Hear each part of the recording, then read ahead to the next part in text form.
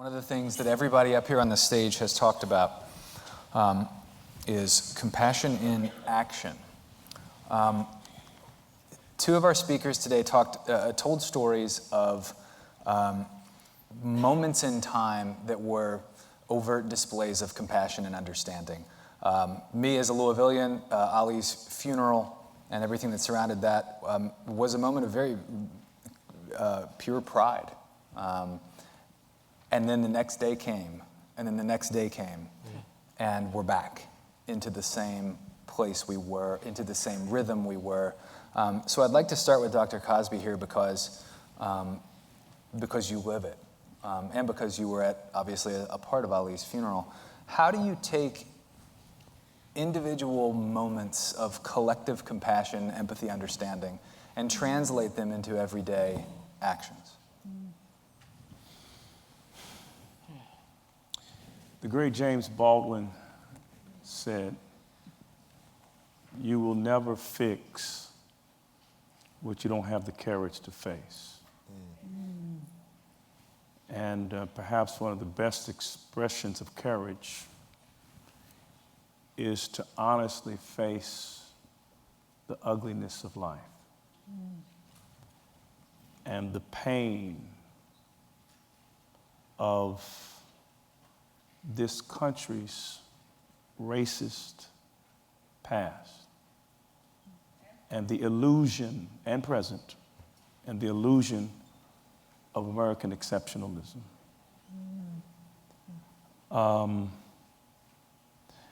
As a resident of West Louisville, I work in West Louisville, I serve in West Louisville, one of the poorest zip codes in America. Black America is playing a real-life monopoly game. You know, if you're having oppression or if blacks are suffering in Chicago and Cincinnati and Louisville, then there is something systemic and structurally wrong. And there's only three causes, potential causes. One, you must concede with William Jones that God is a white racist. He wrote a book called Is God a White Racist? Because he says that there is no historical or existential evidence that God loves black people based on the historical record. So you must concede with Jones, yes, God must be a white racist. Or two, you must concede that black people are innately inferior and that when God made blacks, God was guilty of creative malfeasance. Or thirdly, social engineering. And I believe that the third answer, that blacks have been socially engineered to be at the bottom. We are playing a real-life monopoly game where certain persons, because of skin tone, have been given in advance $1,000 to get out of jail free cards, all the property, Boardwalk, Park Place. And then other players, black, have been given nothing, and they have to play a game in which they don't have the resources to play the game. So if you don't have the resources to play the game and you land on someone's property, two things happen. One, you either go to jail, or two, you get put out of the game. And that is what is happening in Black America across the country. And we think that just because we have allowed a select group of black people who can engage in Anglo-conformity and become Anglo-Saxons or Afro-Saxons, that we have fixed the problem and the masses of black people are suffering without leadership. In fact, in a sense, we are worse off in the black community today than we were during the time of Martin Luther King and Malcolm X.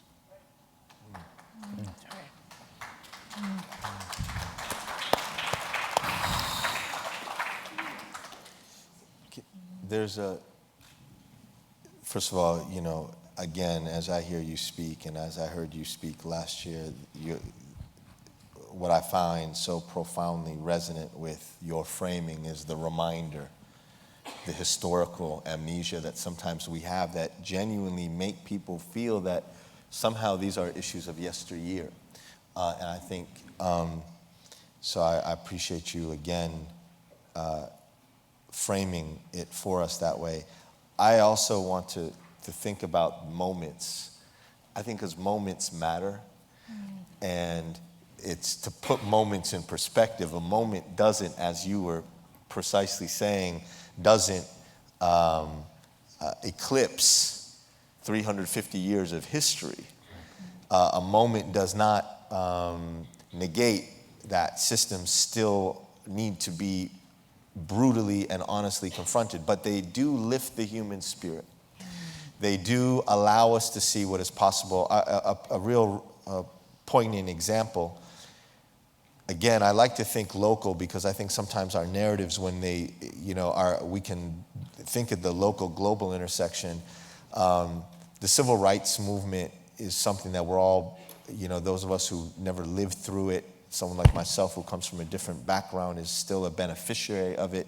Yet, how do we think about the organizing in places like Chicago in the 90s and the 80s, stuff the late 80s and the early 2000s that we were around? Since King left Marquette Park that day, there are communities that stayed around and still fought the fight. Rabbi Marks, not a well-known national rabbi, stayed around and he agitated the larger Jewish American community about slumlording, pushed around the Fair Housing Act. Rabbi Marks was an observer that day. He was designated by a congregation of synagogues to be a neutral observer and probably wrote for me one of the most poignant 2-page letters I have ever read by a religious leader to his congregations about why on August 5th, 1966, he could not be a neutral observer.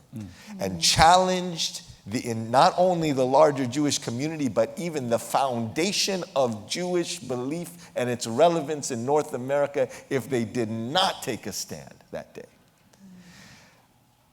He's still alive and a mentor of mine. And what's important for me is what we did in Marquette Park 50 years later was assemble a crowd that was twice as large of the entity that marched in 766, made up of synagogues, mosques, Pentecostal churches, Catholic churches, Muslims, Arabs, Jews, Christians, LGBTQ communities, all walking the same route that they marched in 66.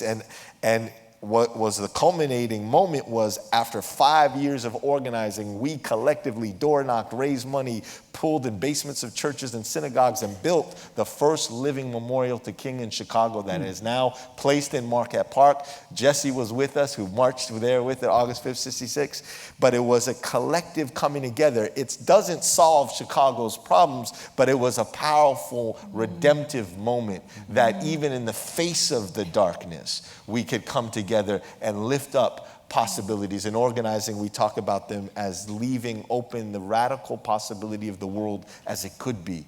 And I think that's part of what is needed so desperately, even in the midst of challenging ourselves not to lose the context. Oh my God. I think that it's, I know I'm a little bit of a broken record on this, but what Dr. King taught me, and I worked closely with him, was that's why I keep talking about the matter of courage, that you have to help people to see that individual people can change, and they can risk on behalf of what is right and decent and what you are called to do and be. And I think that this was one of the greatest of his teachings. There are very few people I know who worked closely with Dr. King that didn't go away from there saying we are called to put our lives at risk, essentially, because things are not going to change unless people really are willing to say, this is in our place and time, what you're talking about These are the issues that we have to confront, but we can't just confront them by sitting at a desk or by saying nice things to say. We have to be able to put at risk some of the things that we hold dear. And then I think we begin to say, then we can begin. I've said to many people lately, where is our courage?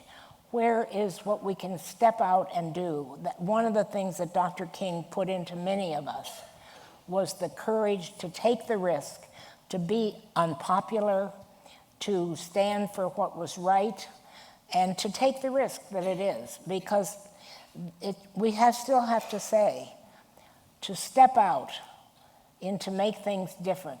Your father knows this very well. And he absolutely lived it out. You step out and say, we're going to stand this ground because this is where we have to go. And I think we've got to have that. Naomi, you want to give us the last word? Yeah. And I think what you spoke about in terms of having that vision, that inspirational vision of what it is that we are striving for. Dr. King's dream, the beloved community, God's kingdom in my tradition, that, you know, this is what we have been put on this planet to attempt to bring into being is, you know, and I'm not trying to sell my dad's book, that God has a dream, right? And that each of us are meant to be part of that dream. And that we have to, first of all, we have to delineate those places where we are living a nightmare or we are making someone else live a nightmare, and hold out to ourselves and to our communities what is the dream, what is the aspiration, what is it that we offer. And I mean, I think one thing that has become clear over the last year or so is that for many people, their dream is based on somebody else's nightmare. And if we are people of compassion, we have to hold out to those whose dream is based on somebody else's nightmare. The fact that you cannot wish a nightmare on someone and not have a nightmare yourself. Yes. And that there is, and that there is a dream for you that is not based on another's suffering. Yes. Perfectly put. And an excellent end to this discussion, although I wish it could go on for another 6-7 hours or so. I could do it. I don't know about you guys. Everybody can go home and have the discussion. Yeah, right. Exactly. A call to action. Thank you all so much for being here today. And thank you all for being here as well. I think this has been a terrific, inspiring discussion. I think we've hopefully given everyone some tools to take home and take into your communities and to your families and your friends and your churches and move forward. A round of applause for our panel. Thank you.